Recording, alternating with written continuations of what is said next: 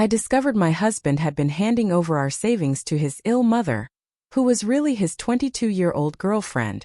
You won't believe what I went through. My entire life, the future I'd planned, it was all ripped apart by the man I married. The man who swore to love me. He didn't just betray me.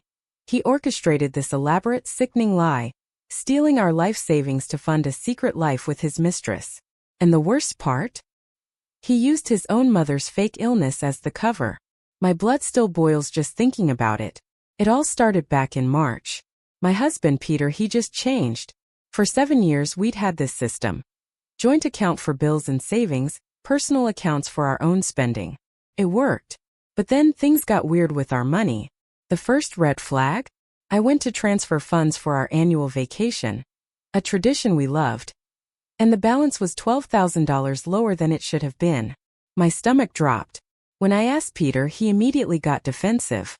Said he'd been sending money to his mom Janice for medical treatments insurance wouldn't cover.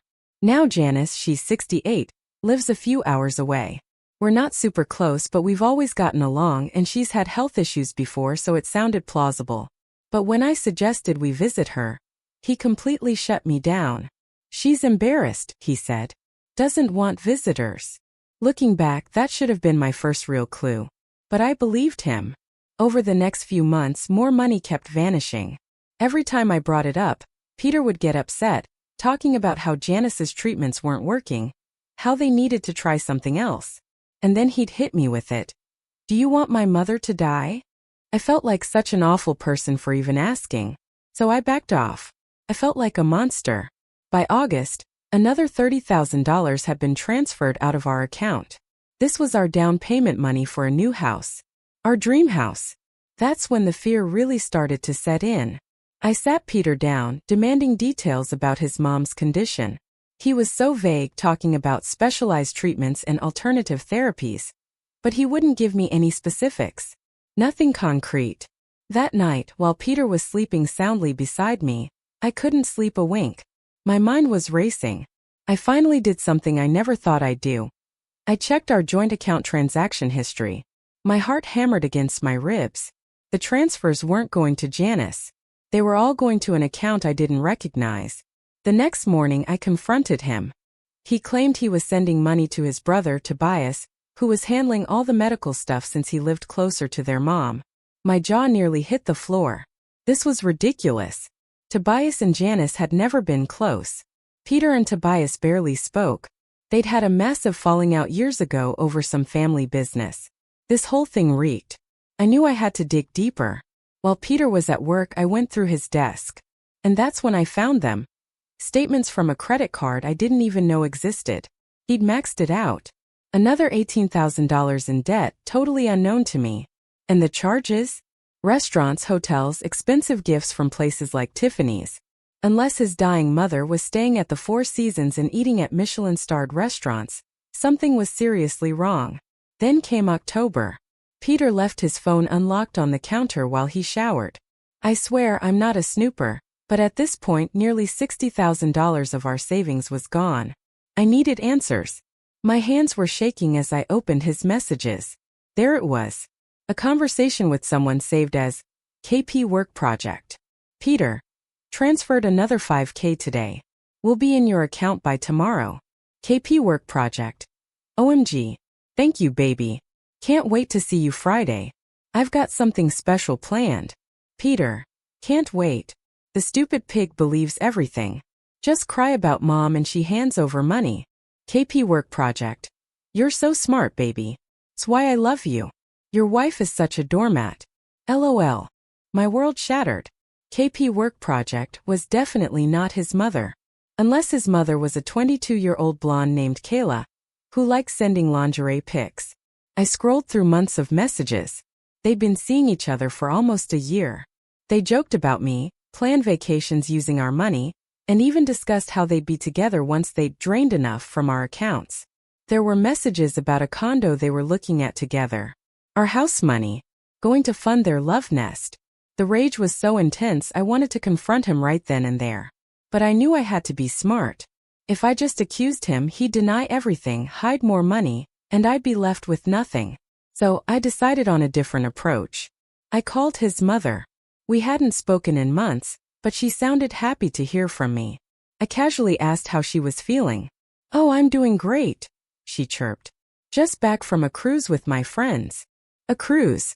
When I mentioned medical treatments, she had no idea what I was talking about.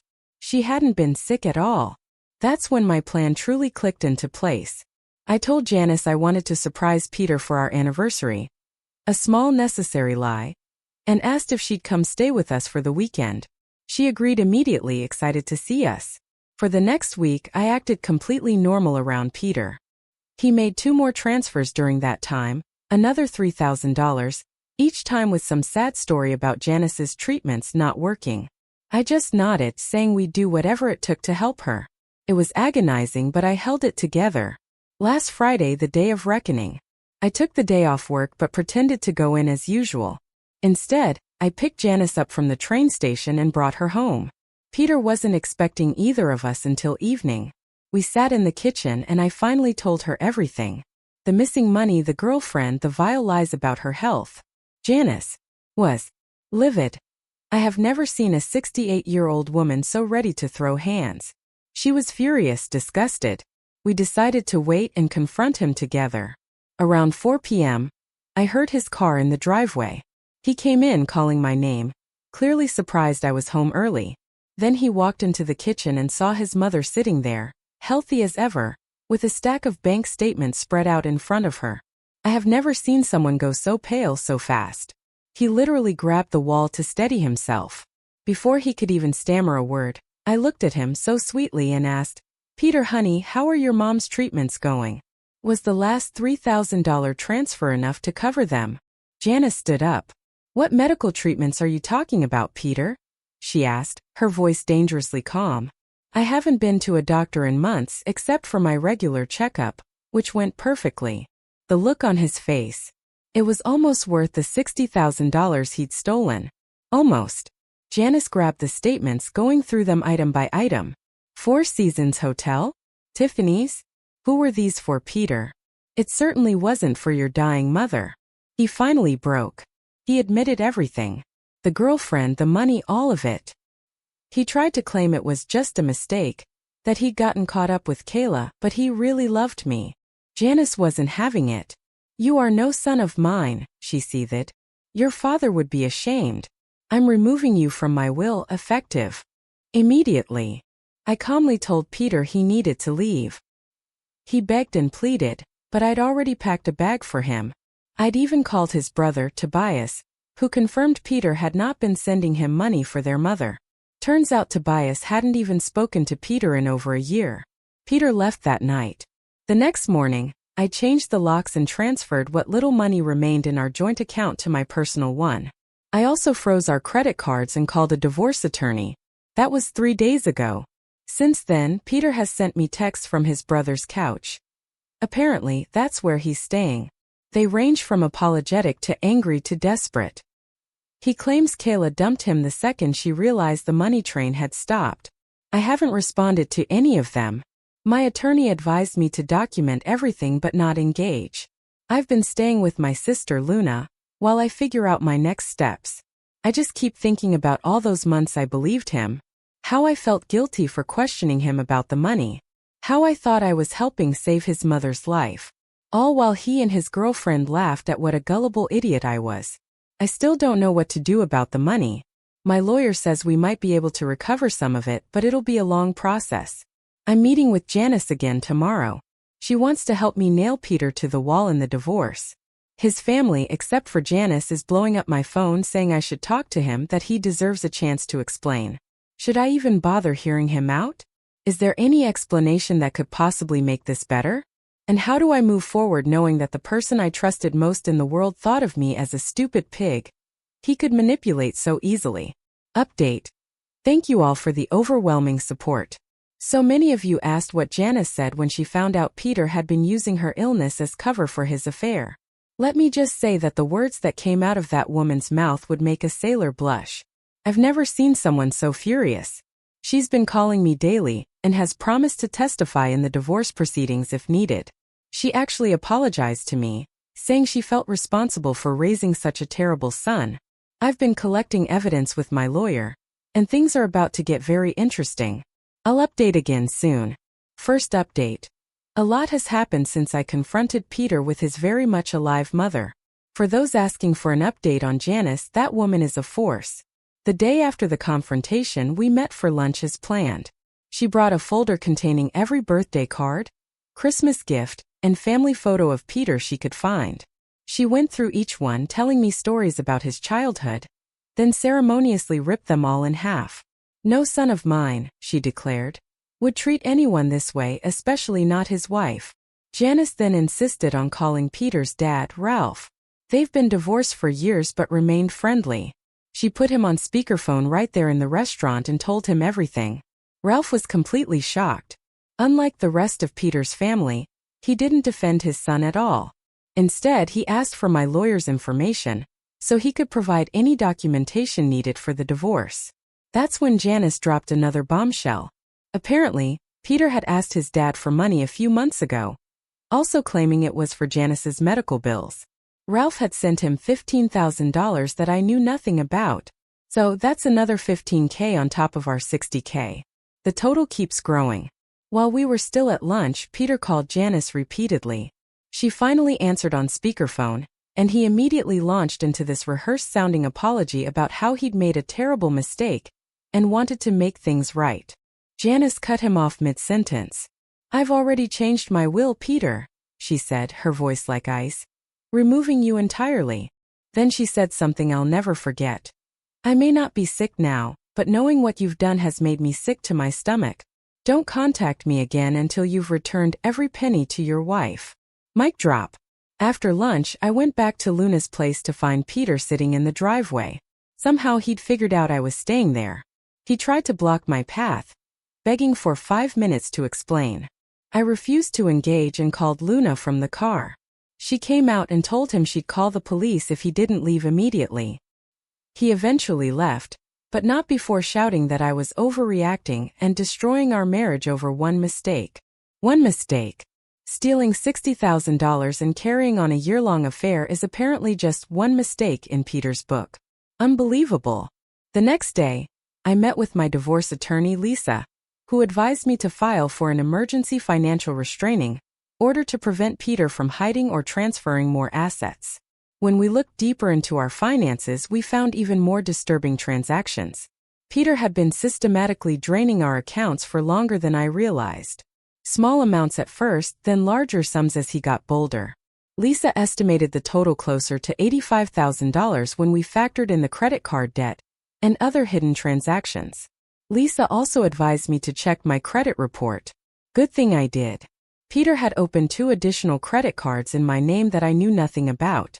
They were maxed out with charges to hotels, restaurants, and various online retailers. Lisa immediately helped me report the fraud and put a freeze on my credit. 3 days after our confrontation, I finally worked up the courage to go back to our house. Luna came with me for support. We found the place in complete disarray. Peter had clearly returned and ransacked it, looking for who knows what. My jewelry box was empty. The deed to the house, which we kept in our home safe, was gone, along with several other important documents. Even my passport was missing. I called the police to report the break-in and theft. When they arrived, one of the officers mentioned they'd had a similar call from our address a few days earlier. Turns out Peter had called them, claiming I'd illegally locked him out of his house and taken his belongings. The officer explained they'd told him it was a civil matter since we were married, and they couldn't force entry on his behalf. I filed another police report for the stolen items and provided the officer with copies of my marriage certificate and the deed. Thankfully, I had digital copies stored online. I also showed them the emergency financial order my lawyer had filed. They took the information but warned me that recovering the items might be difficult without proof that Peter specifically took them. While we were cleaning up the mess, Peter's sister, Rosalind, showed up unannounced. She started lecturing me about how marriage is for better or worse, and how I needed to forgive Peter because family comes first. I reminded her that Peter apparently didn't think family came first when he was stealing from me and mocking me to his girlfriend. I also mentioned that he'd used his mother's fake illness to steal from his father too. That shut her up pretty quickly. She left after saying she was just trying to help, but not before warning me that Peter was in a bad place, and I should be careful about pushing him too far. That night, Kayla herself reached out to me through Instagram. She sent a message saying she never meant to hurt anyone, and that Peter had told her we were separated and in the process of divorcing. She claimed she only found out we were still together a month ago, but by then she was already in love with him. She attached screenshots of their conversations where Peter told her our marriage was over and all but paperwork, and that he was only staying with me to figure out the finances before leaving. The screenshots also revealed something that made me furious all over again. Peter had taken Kayla to our vacation home in the mountains, a cabin that's been in my family for generations. There were photos of them together there, in my family's cabin, drinking my grandparents' vintage wine collection. In one particularly infuriating message, Peter told Kayla they should upgrade the place once it's officially theirs after our divorce. I didn't respond to Kayla directly. Instead, I forwarded everything to my lawyer, who said the evidence was helpful but advised against further contact with her. Lisa explained that Kayla might be reaching out now to protect herself, fearing I might sue her for alienation of affection. Apparently, that's still a thing in our state. The next morning, I drove to the cabin with Luna to check on it. The place was a mess. Empty wine bottles everywhere, dirty sheets, food left out to rot. They'd clearly been using it as their love nest for months. I found women's clothing in the dresser that wasn't mine, along with a notebook containing what looked like plans for renovating my family cabin. There were estimates from contractors, material samples, and a timeline that showed they were planning to start work next month. Can you believe the audacity? I spent the entire day cleaning and securing the cabin. I changed the locks, installed a simple security camera system Luna helped me pick up on the way, and made an inventory of everything that was missing or damaged. My grandfather's fishing gear was gone, along with some jewelry my grandmother had kept there. The total value was probably around $5,000, but the sentimental value was priceless. While we were there, Peter called Luna's phone. He's now blocked on mine. When she answered, he demanded to know where I was, and why I wasn't responding to his messages. Luna put him on speaker so I could hear. He sounded desperate, saying he'd made a terrible mistake, and needed to talk to me face to face. Then his tone changed completely when Luna told him we were at the cabin. He became enraged, saying I had no right to change the locks on his cabin, and that he'd call the police if I didn't give him the new keys immediately. Luna reminded him that the cabin had been in my family for 3 generations, and his name wasn't on any of the paperwork. He hung up on her. 20 minutes later, we saw his car pulling up the driveway. Luna and I quickly locked the doors and closed the blinds. Peter started pounding on the door, yelling that he knew we were inside and demanding to be let in. When we didn't respond, he tried using his key, then started circling the cabin, looking for another way in. I called the local sheriff, who arrived about 15 minutes later. By then, Peter was sitting in his car in the driveway, refusing to leave. The sheriff spoke to him first, then came to the door to speak with me. I showed him the deed to the cabin. I'd brought it with me, thankfully, proving it was my family property, not marital property. I also explained the situation with the ongoing divorce and financial restraining order. The sheriff advised me to file for a protective order when I got back to town, saying Peter seemed unusually fixated on getting into the cabin. We stayed at the cabin that night anyway, with the sheriff promising to have a deputy drive by periodically to check on us. In the morning, we found Peter's car parked down the road, just out of sight of the cabin. He was asleep inside. We called the sheriff again, who came and escorted Peter away with a warning that he'd be arrested for trespassing if he returned. When we got back to town, I went straight to the courthouse to file for a protective order. While I was filling out the paperwork, I received an email from Peter's work email. The only way he could contact me since I'd blocked him everywhere else. The subject line was, "What I found," and the email contained only a photo of a storage unit key and the words, "I know everything." At first, I had no idea what he was talking about. I don't have a storage unit. Then it hit me.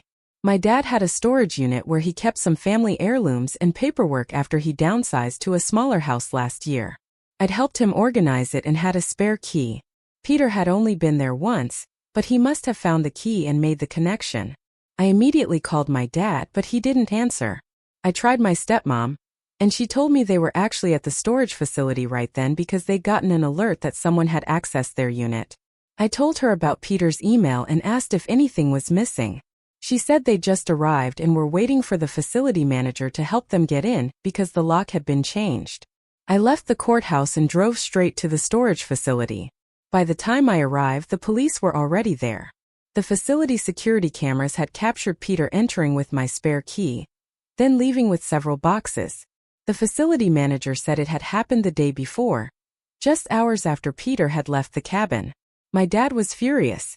Among the items missing were family photo albums, some of my late mother's jewelry that he'd been saving for me, and a file box containing family documents, including the original deed to the cabin and some of my parents' financial information. The police took a report. But since Peter was technically my husband, and I'd given him access to the key, albeit unknowingly, they said it might be hard to pursue theft charges. That night, Peter sent another email.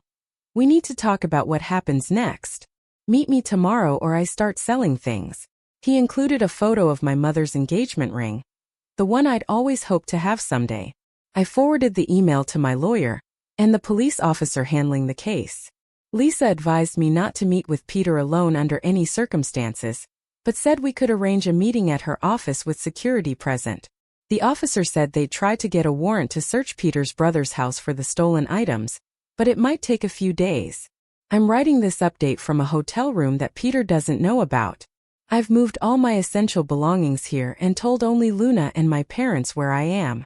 The protective order hearing is tomorrow, and Lisa thinks we have a strong case given Peter's escalating behavior. I still can't believe how quickly my life imploded. 3 weeks ago, I thought I was in a stable marriage with a man who loved me. Now I'm hiding in a hotel room while my husband ransacks my family's possessions and tries to extort me with my dead mother's jewelry. I'll update again after the hearing. Thank you all for your support and advice. Second update. The protective order hearing was scheduled for Wednesday morning. I arrived at the courthouse with my lawyer Lisa an hour early. We were reviewing our documentation when my dad texted that Peter was in the parking lot, pacing back and forth beside his car. Lisa immediately notified court security, who said they'd keep an eye on him but couldn't do anything until he actually entered the building. About 15 minutes before the hearing, Peter walked in with his own lawyer, some slick-looking guy in an expensive suit. They sat on the opposite side of the waiting area, and Peter kept staring at me with this weird mix of anger and what he probably thought was remorse. His lawyer tried to approach us about working something out before we went in, but Lisa shut that down immediately. When we were called into the courtroom, I had to describe everything that had happened. The financial theft, the break-ins at our house and the cabin, the storage unit theft, and the threatening emails. The judge asked several questions about the timeline and wanted to know if Peter had ever been physically violent. I explained that while he hadn't hit me, his behavior had become increasingly erratic and intimidating. Peter's lawyer tried to paint him as a devoted husband who'd made one mistake and was now being denied access to his own home and possessions. He claimed Peter only went to the cabin because he was concerned about its maintenance and that he'd taken items from the storage unit because they were marital property he was afraid I would hide or destroy. Then Peter spoke. He looked directly at me and said he was deeply sorry for his lapse in judgment with Kayla, but insisted that I was blowing everything out of proportion. He claimed he'd already broken things off with her and returned most of the money to our accounts. The whole time he was talking, I kept thinking about those texts where he called me a stupid pig. When it was my turn to respond, I pulled out my phone and showed the judge the screenshots of Peter's messages to Kayla about me. I also presented bank statements showing that no money had been returned, contrary to what he just claimed under oath. After hearing both sides, the judge granted the temporary protective order for 90 days. Peter is not allowed to contact me except through our lawyers and must stay at least 100 yards away from me, my workplace, Luna's house, and my parents' home. The judge also ordered Peter to return all stolen items within 48 hours. That night I received a DM. It was Kayla. She said Peter had been harassing her since she broke things off, showing up at her apartment and workplace, demanding she tell me they were no longer together. She asked if we could meet because there were things I should know. Kayla looked nothing like I expected. From her photos, I'd imagined this confident, glamorous homewrecker. In person, she seemed young, nervous, and completely out of her depth. She started by apologizing, claiming again that Peter had told her we were separated. I asked why she continued the relationship after finding out that wasn't true. She admitted that by then, Peter had convinced her they were meant to be together, and that I was the only thing standing in their way. Then she dropped another bombshell. Peter hadn't just been stealing from our joint accounts. He'd also taken out loans in both our names using fake emails so I wouldn't see the approval notifications. Kayla showed me texts Peter had forwarded to her, discussing loan terms and payment schedules. Based on what she showed me, there's at least another $40,000 in debt I knew nothing about. Kayla also revealed that our plan to buy a house wasn't just talk. Peter had actually put down a deposit on a condo using our savings, telling the real estate agent that his wife, me, would be signing the paperwork later. The condo was supposed to be a surprise for Kayla's birthday next month. When I asked why she was telling me all this now, she said Peter had become increasingly controlling and sometimes scary. After I confronted him and cut off access to the money, he'd started pressuring her to take out loans in her name. When she refused, he became angry and threatened to tell her conservative parents about their relationship. Apparently, they still think she's saving herself for marriage. I wasn't sure whether to believe her, but Luna pointed out that regardless of Kayla's motives, the information about the loans was something I needed to investigate. I thanked Kayla for coming forward and told her I'd have my lawyer contact her if we needed a formal statement. As we were leaving, she handed me a small box containing a pair of earrings that had belonged to my grandmother. Apparently, Peter had given them to her, claiming they were family heirlooms from his side. The audacity! The next day, I met with Lisa again and showed her everything Kayla had given me. She immediately began investigating the loans and discovered that Peter had indeed taken out 3 personal loans totaling $42,000 using our joint information. She filed emergency motions to add this new information to our divorce proceedings and financial restraining order. Meanwhile, my dad called to tell me that some of the items from the storage unit had been returned. They'd been left in a box on his front porch with no note. My mother's engagement ring wasn't among the returned items, nor were several other valuable pieces. 2 days after the protective order was granted, I finally returned to our house with a police escort to collect more of my belongings. The house was in even worse shape than before. It looked like Peter had been living there despite the locks being changed. There were empty food containers everywhere, clothes strewn about, and a lingering smell of alcohol. My escort explained that they couldn't prevent Peter from entering since his name was on the deed, despite the protective order barring him from contacting me. As I was packing more clothes and personal items, I noticed something odd about the bedroom wall. The frame holding our wedding photo was hanging crooked, and the wall behind it looked different. I removed the frame and found a small hole that had been patched over recently. I remembered that Peter had installed a wall safe in that spot when we first bought the house. We'd used it for passports and emergency cash. The safe was gone, the entire thing removed from the wall and patched over. I mentioned this to the officer, who documented it as possible evidence of financial misconduct, but explained that since Peter was a legal owner of the house, removing a fixture wasn't technically a crime. Still, it was unsettling to realize he'd been systematically removing things from our home while I was staying elsewhere. That evening, Peter's brother Tobias called me. He apologized for the late call, but said he needed to tell me something important. According to Tobias, Peter had shown up at his house completely drunk the night before, ranting about how I'd ruined everything, and how he was going to make sure I got nothing in the divorce. Tobias said he became concerned when Peter started talking about insurance policies and leverage he had over me. Tobias admitted that he'd initially let Peter stay with him because he believed Peter's version of events, that I'd overreacted to a brief fling and thrown him out unfairly. But after seeing Peter's erratic behavior and hearing him talk about the money he'd taken, Tobias said he no longer felt comfortable having Peter in his home. He'd asked Peter to leave that morning, which had resulted in a huge argument. Before hanging up, Tobias mentioned something that sent a chill down my spine. Apparently, Peter had been meeting with some business associates Tobias didn't recognize, people who didn't seem like Peter's usual crowd. When Tobias asked about them, Peter had been evasive, saying only that they were helping him protect his assets from me. On Friday, my lawyer called with news. The court had expedited our financial discovery process due to the evidence of fraud, and Peter's accounts had been frozen pending investigation. His lawyer had suddenly requested a meeting to discuss settlement terms, a complete reversal from their previous stance of fighting everything. Lisa suspected they'd realized how bad things looked for Peter, especially with the new evidence of loan fraud and his attempt to access my retirement funds.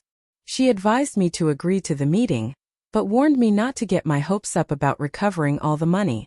At this point, she explained, much of it was probably gone, spent on Kayla, the condo deposit, which we were still tracking down, and whatever other expenses Peter had been hiding. The settlement meeting was scheduled for Monday morning at Lisa's office. Over the weekend, I tried to prepare myself mentally for seeing Peter again. Luna stayed with me at the hotel and helped me organize all my documentation. We were up late Sunday night when my phone buzzed with a text from Janice. She'd received a concerning call from Rosalind, who said Peter had shown up at her house in an agitated state, talking about leaving town. Janice wanted me to know in case it affected the Monday meeting. I forwarded this information to Lisa, who said she'd notify the court in the morning. I tried to sleep, but kept having nightmares about Peter showing up at the hotel. I checked and rechecked that the room was secure, even pushing a chair against the door. Monday morning arrived, and Luna drove me to Lisa's office. We were early again, so we sat in the parking lot drinking coffee and trying to calm my nerves. At exactly 9 a.m., Lisa called my cell. She was already inside, and Peter's lawyer had arrived, but there was no sign of Peter himself. We decided to go in anyway. Peter's lawyer, Mr. Zane, looked uncomfortable as he explained that he hadn't been able to reach his client since the previous evening. He'd assumed Peter would meet him at the office. Lisa suggested we proceed with preliminary discussions while waiting, but I could tell everyone was on edge. About 30 minutes into the meeting, Lisa's assistant interrupted to say that someone from the police department was calling for me. The officer on the phone explained that they'd received a call from the management office at my apartment complex. The maintenance staff had entered my unit for a reported water leak and found extensive damage. Furniture slashed, walls damaged, and what appeared to be oil or paint poured over everything. The officer asked if I could come identify what had been damaged and what might be missing. The apartment was worse than I'd imagined. Every piece of furniture had been cut or broken. Photos had been smashed, and black oil had been poured over the bed, couch, and carpets. The television had been smashed, and someone had written "stupid pig" on the living room wall. The same words Peter had used to describe me in his text. As the police took photos and documented the damage, I sat in Lisa's car, trying not to fall apart. She was on the phone with the judge's clerk, explaining the situation and requesting an emergency hearing to address the violation of the protective order. The police officer who'd been inside came over and asked if I had somewhere safe to stay as the apartment would be uninhabitable for some time. I nodded, though I wasn't sure the hotel felt safe anymore. I'm writing this update from yet another hotel, this one with better security and under a different name. The police still haven't located Peter, and I'm terrified about what he might do next. Lisa is pushing for an expedited divorce hearing based on the extreme circumstances, but the legal process is still moving slower than I'd like. The most frustrating part is knowing that even when this is all over, I may never recover the money he stole or the family heirlooms he took. The life I thought I had, the future I was saving for, has been dismantled by the person I trusted most. And for what? For a younger woman who dumped him as soon as the money stopped flowing? For a few months of living beyond his means? I'll update again when there are new developments. For now, I'm just trying to stay safe and figure out how to rebuild from the ashes of the life Peter burned down. Last update. It's been almost 2 months since my last update. I've started writing this post at least a dozen times, but something new would always happen that changed the situation. I think I can finally share the complete story now. After the apartment destruction and Peter's disappearance, there was a statewide alert put out for him. The police were taking the protective order violation seriously. For almost a week, there was no sign of him. I stayed in my secure hotel, barely sleeping, jumping at every noise. Then on Friday evening, I received a call from Detective Robson, who'd been assigned to my case. They'd located Peter's car abandoned in the parking lot of a shopping center about 40 miles outside of town. His wallet and phone were inside, but there was no sign of him. They were treating it as a missing person case and asked if I had any ideas where he might have gone. I honestly didn't. The Peter I thought I knew wouldn't abandon his car or disappear without a word. But then again, the Peter I thought I knew wouldn't steal our life savings for his girlfriend or destroy our apartment. The detective asked me to let them know if I heard anything, emphasizing that I should not attempt to contact Peter if he reached out to me. 2 days later, Rosalind called in hysterics. Peter had showed up at her house in the middle of the night, looking disheveled and acting strange. He'd asked to use her shower and borrow some money, claiming he was handling a situation and would pay her back double. When she questioned him about the police looking for him, he'd gotten angry and left. She'd waited until morning to call me because she was scared of how he'd reacted. I immediately called Detective Robson and gave him Rosalind's information. Within hours, they'd set up surveillance at her house in case Peter returned. Meanwhile, Lisa filed an emergency motion to freeze any remaining assets and accounts we hadn't already secured, including a previously unknown investment account Tobias had discovered Peter had opened last year. 3 more days passed with no sign of Peter. Then on Wednesday morning I received a text from an unknown number. "We need to talk. Meet me at the park by the lake. 2 p.m.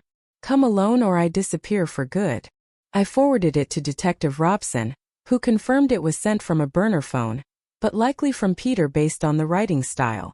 They advised me not to go, but said they could set up an operation to monitor the meeting from a distance if I wanted to try to draw him out. After talking it through with Lisa, I agreed.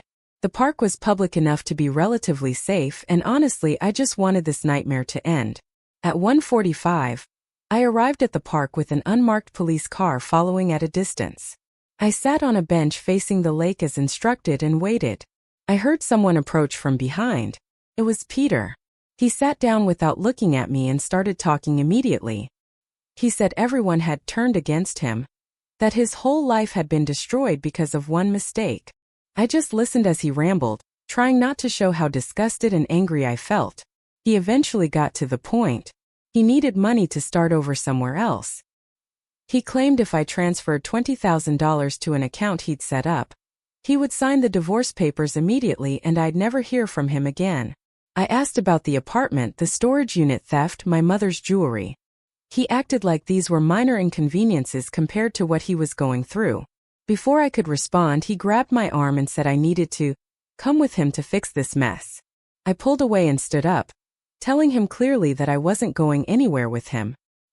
He looked genuinely shocked, as if it hadn't occurred to him that I would refuse. In that moment, 2 plainclothes officers approached and identified themselves. Peter looked at me with pure hatred before turning and running toward the parking lot. He didn't get far. They caught him within seconds and placed him in handcuffs while reading him his rights. That night, Detective Robson called to inform me that Peter was in custody for violating the protective order and would be held pending a bail hearing. They'd searched his backpack and found several disturbing items. A list of addresses, including my hotel. I still don't know how he found it. Printouts of my bank statements, and a small box containing my mother's engagement ring. The bail hearing was set for Friday morning. I attended with Lisa, sitting as far from the proceedings as possible. The prosecutor presented evidence of the protective order violation, the apartment destruction, and the threatening behavior. Peter's court-appointed attorney argued for release, claiming Peter was going through an emotional crisis due to the divorce and just wanted to resolve things with his wife. The judge denied bail, citing the risk Peter posed based on his recent actions. He would remain in custody until trial, which could be months away. The judge's ruling came quickly and decisively. He granted the divorce on grounds of fraud and adultery, awarded me the house and cabin outright, and ordered Peter to repay all the stolen money plus my legal fees. He also addressed the criminal charges Peter was facing for the protective order violation, apartment destruction, and financial fraud, noting that these would be handled in separate proceedings. As we left the courtroom, Lisa warned me that while the judgment was in my favor, actually recovering the money would be challenging. Peter had spent most of it already, and his financial situation was dire with his job loss and mounting legal troubles. She suggested we file liens against any future earnings or assets, but prepared me for the possibility that I might never see the full amount. A week after the hearing, I received a call from Ralph, Peter's father. He asked to meet with me privately. When I arrived, he got straight to the point. He felt partially responsible for not recognizing Peter's dishonesty sooner and wanted to make amends. He handed me an envelope containing a cashier's check for $25,000. Not the full amount Peter had stolen, but enough to help me get back on my feet. After careful consideration, I accepted the check with the agreement that I would use part of it to repair the family cabin that Peter had damaged. It felt like the right compromise, acknowledging Ralph's gesture while maintaining boundaries. The criminal proceedings against Peter moved forward. He ultimately accepted a plea deal for the protective order violation, destruction of property, and financial fraud charges.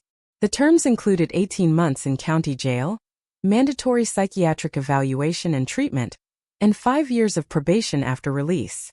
The plea agreement also incorporated the financial restitution ordered in our divorce decree. As for Kayla, I've had no contact with her since the court hearing. It's been 6 months since this nightmare began. I've sold the house, too many bad memories, and moved to a new apartment across town. I've been slowly replacing the possessions Peter destroyed and rebuilding my savings. The money is still gone. I'll likely never recover most of it. But I'm moving forward. I'm rebuilding.